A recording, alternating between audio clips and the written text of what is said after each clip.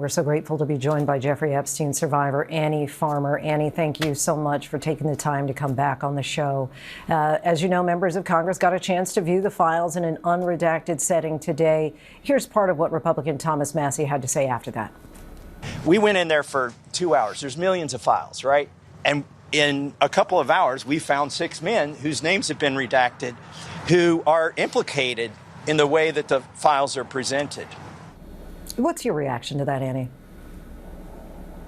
It sounds like the DOJ is continuing to do the one thing that they're not supposed to be doing, which is impeding transparency, right? It was very clear the way this law was written, and perpetrators were not supposed to be protected, and we see that continuing to happen, and I'm glad to hear lawmakers standing up and saying that's not okay.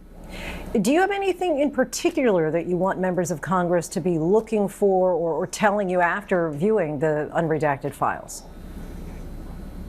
I think many of us have been poring over the files ourselves and are finding places where there are redactions that seem to be problematic and are communicating those to them. You know, I know in one example, there appears to be a reference to my sister Maria Farmer's 1996 report, and there's a few lines that signal that that's what it's about, and then there's a lot of blocked text. So what is the explanation for that? You know, one of the central questions we have is why was nothing done with that report in 1996 to prevent the abuse of so many? So I think that's a great example of the kind of thing we want more information about that we should be able to see.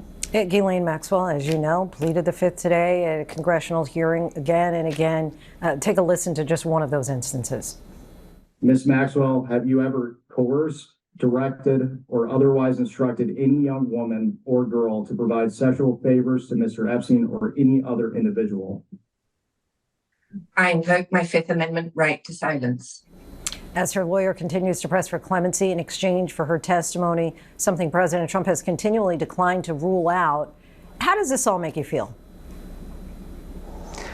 It's honestly very disturbing to see these images of her and have her be looked at as someone who could potentially be providing any kind of information in this case. I mean, she has refused over and over to cooperate with the investigation. She's refused to have, she doesn't have any empathy or has not expressed any empathy or remorse to her victims. So I think it's highly problematic that anyone would consider negotiating with a serious criminal like this. And I think it would just really be indicative of guilt in some way, because we know that she is not a credible source of information. And you say to her victims, as you know, she has repeatedly said that she had no involvement directly with actually abuse.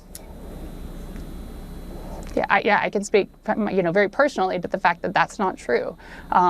She was abusive towards me, and there's so many other crimes that she committed that she wasn't even prosecuted for. There were 4 of us that testified at her trial, but I have now met so many women who say it was because of Ghislaine Maxwell that I ended up being abused, sometimes for years, and that she was at times involved in that abuse herself. So she was a very central figure in this system, and her efforts to minimize her role have not been effective. We've seen in the files that have been released already several places where the emails she sent are contradictory to things she said on the record before about knowing Virginia Roberts Giuffre, for example, about the photo of her with Andrew Windsor.